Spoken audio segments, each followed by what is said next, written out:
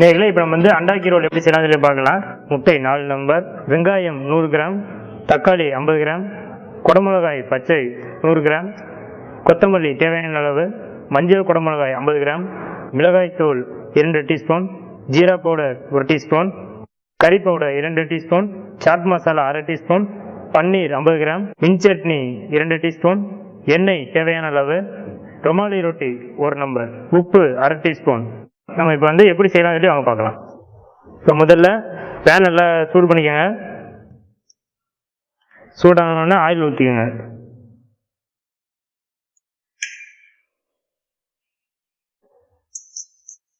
இப்போ ஆயில் நல்லா சூடாயிருச்சு.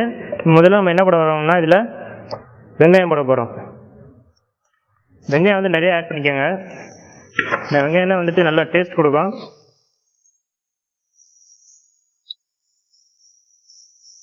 இந்த டிஷ்ஷோட பேர் பார்த்தீங்கன்னா அண்டாக்கி ரோல் அப்படின்னு இருக்கும். இது நம்ம கொஞ்சம் லைட்டாக மசாலா கிரேவி செமி கிரேவி மாதிரி பண்ணிவிட்டு உள்ளே ஸ்டஃப் பண்ணி பண்ணாதான் நல்லா அந்த பரோட்டா நல்லா சோக்காகி நல்லா டேஸ்ட் கொடுக்கும்.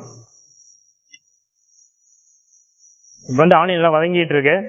இது லைட்டாக நம்ம வதங்கினா போதும், ரொம்பலாம் வதக்க தேவை. ஏன்னா இது கொஞ்சம் நம்ம சாப்பிடும்போது கொஞ்சம் க்ரன்ச்சியாக தெரியணும், ரொம்ப சாட்டை பண்ண தேவையில்லை. இப்போ நம்ம குடமிளகாய் ஆட் பண்ணிக்கலாம்.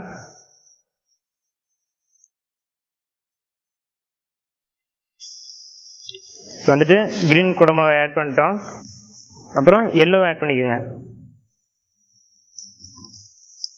இல்லை ஓரளவு சாட்டை பண்ணால் போதும். ஏன்னா ரொம்ப சாட்டை பண்ணிங்கன்னா வெங்காயம் இருக்கிறது தெரியவே தெரியாது. ஏன்னா இதில் இந்த பரோட்டா பார்த்தீங்கன்னா நிறைய உள்ள ஃபில்லிங் இருக்கும். இதே ஃபில்லிங் இருக்கணும். மேலே கோட்டிங் மட்டும் தான் பரோட்டா. இந்த கோட்டிங் பரோட்டா மேலே பார்த்தீங்கன்னா நம்ம எக்கு போட்டுருவோம். ஆனால் நீங்கள் அந்த பரோட்டாவோட இது இருக்கிறது உங்களுக்கு தெரியவே தெரியாது. ஃபுல்லாக ஒரு எக் ரோல் சாப்பிட்ட ஃபீல் உங்களுக்கு நல்லா கிடைக்கும். இவ்வளோ சாட்டே ஆயிடுச்சு. இப்போ நம்ம இதில் டொமேட்டோ போட போகிறோம்.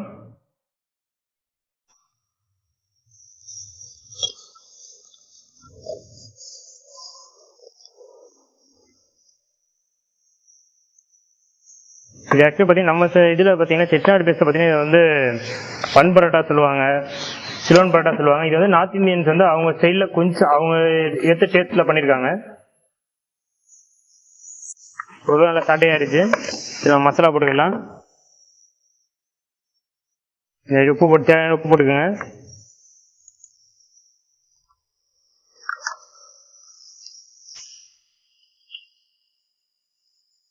அடுத்து ஒரு கரண்டி சில்லி பவுடர்,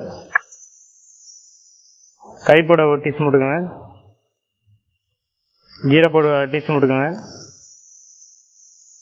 சாட் மசாலா லைட்டாக கொஞ்சம் டேஸ்ட் கொடுங்க. இந்த மசாலா நம்ம போட்டதோட நல்லா போட்டு குக் பண்ணுங்க.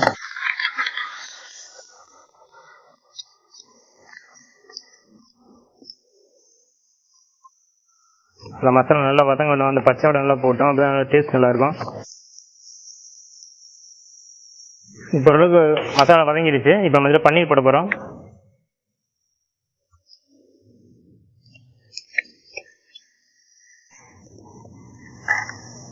பன்னீர் போட்டு இந்த மசாலா நல்லா சாட்டை பண்ணுங்க.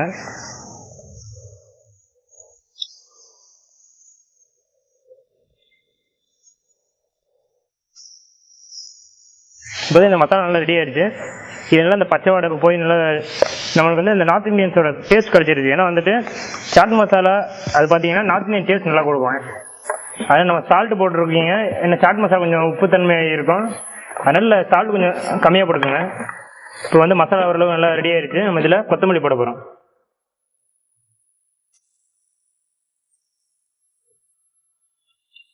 இதில் கொத்தமல்லி போட்டு இப்போ மசாலா ரெடி ஆயிடுச்சு. நம்ம இப்போ இதை போலில் மாற்றிக்கலாம்.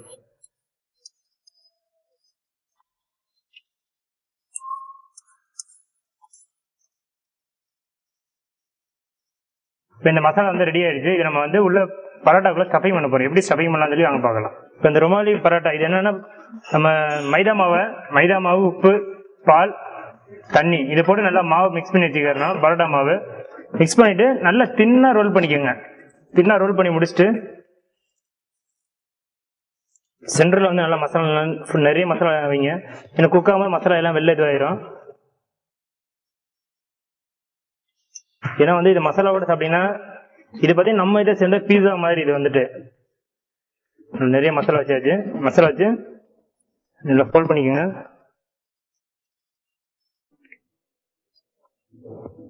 இப்படி மடிச்சுக்கோங்க.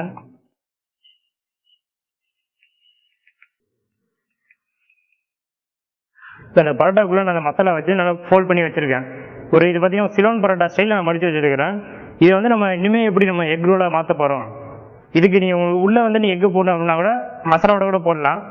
சிக்கன் கூட ஆட் பண்ணலாம், ப்ரான்ஸ் ஆட் பண்ணலாம், படார் நீங்கள் மீட் வச்சுருக்கீங்க அதெல்லாம் மிக்ஸ் பண்ணலாம். இப்போ இது மேலே நம்ம எக் ரோல் போட்டு குக் பண்ணணும். வாங்க எப்படி செய்யலாம் சொல்லி பார்க்கலாம். பேன் நல்லா சூடானதுக்கப்புறம் ஆயில் போட்டுக்கோங்க. இப்போ வந்து நல்லா தோசைக்கல் சூடாகிடுச்சு. நம்ம செஞ்சு வச்சுருக்க அந்த பரோட்டா கொஞ்சம் லைட்டாக சோக் பண்ணி வச்சுருக்கோம். இதை வந்து நம்ம அப்படியே தவா மேலே வச்சுருங்க. நல்லா டைட்டாக இது பண்ணி வைங்க, ஏன்னா மற்ற வெளில போகக்கூடாது. இதை வந்து நம்ம கோட் பண்ணணும். முட்டை போட்டு மேலே நல்லா கோட் பண்ணிடணும்.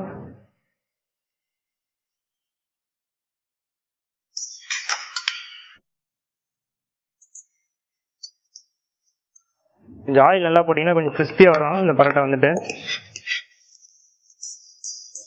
இது மேலே வந்துட்டு நல்லா 2-3 முட்டையை பீட் பண்ணி மேலே போட்டுருங்க. ஸோ எல்லா சைடும் பொறுமையாக போடுங்க.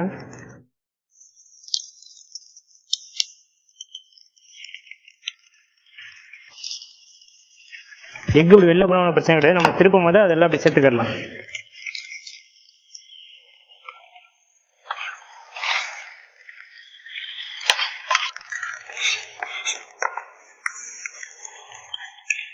எல்லா சைடும் எக் வந்து ஃபுல்லாக கோட்டிங் ஆயிடுச்சு.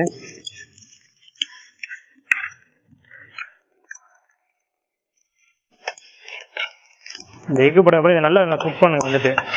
அப்போ தான் அந்த எக்கு வந்துட்டு கொஞ்சம் அந்த எக்கில் அந்த ஸ்மெல் இருக்கும். அந்த ஸ்மெல் எல்லாம் போய் நல்லா பரோட்டாவோட மிங்கிள் ஆயிரும். இப்போ ஃபஸ்ட் நம்ம எக்கு போட்டு நல்லா ஓரளவு பைண்டிங் கொடுத்துட்டோம். எக் லைட்டாக கொத்தமல்லி மிக்ஸ் பண்ணி இன்னும் ஒரு லேயர் வந்து பைண்டிங் போடலாம். ஏன்னா ஃபஸ்ட்டு நீங்கள் போடும்போது எக்கு கோட்டிங் ஒன்றும் நிற்காது, அது ஓடிடும். இப்போ நீ 2வது லேயர் போட்டிங்கன்னா தான் நல்லா ஃபுல்லாக கவர் பண்ணலாம்.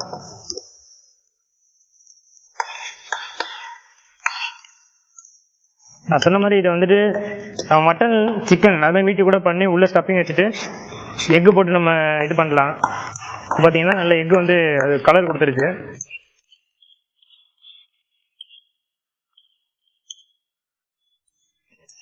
கொஞ்ச நேரம் கல் வந்து இப்போ ஹீட் இருக்குது, நம்ம அப்படியே நம்ம ஆஃப் பண்ணி வச்சுருவோம். ஏன்னா வந்துட்டு அந்த ஹீட்லேயே ஸ்லோ ஃபைல இருந்தால் நல்லா கொஞ்சம் கிறிஸ்பியாக கிடைக்கும் கீழே வந்துட்டு.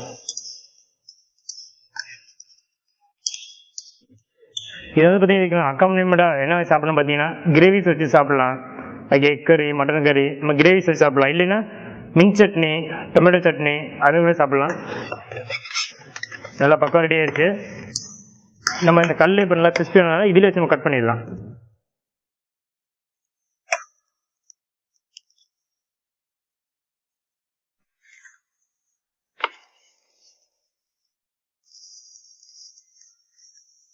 இது பார்த்தீங்கன்னா உள்ள மசாலாஸ் இருக்கு. இது பார்த்து ஒரு சாண்ட்விச் மாதிரி இப்போ வந்து இதாயிருச்சு.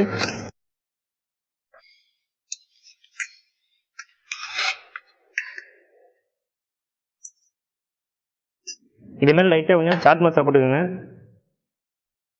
லைட்டாக கொத்தமல்லி போட்டுக்கோங்க. நேரில் இப்போ வந்து நம்ம அண்டாக்கி ரோல் இதை எப்படி செய்யணும்னு சொல்லி பார்த்தோம். இது வந்து நீங்கள் ஒரு பிரேக்ஃபாஸ்ட்டாக இதுவாக சாப்பிட்லாம், இல்லை ஈவினிங் ஸ்நாக்ஸாக சாப்பிட்லாம். இது வந்துட்டு குழந்தைங்களுக்கு வந்துட்டு ரொம்ப பிடிக்கும். டிஷ்ஷாக வித்தியாசமாக வந்துட்டு உள்ள ஃபில்லிங் மசாலாஸ்லாம் இருக்குது, குழந்தைங்க ரொம்ப பிடிக்கும்.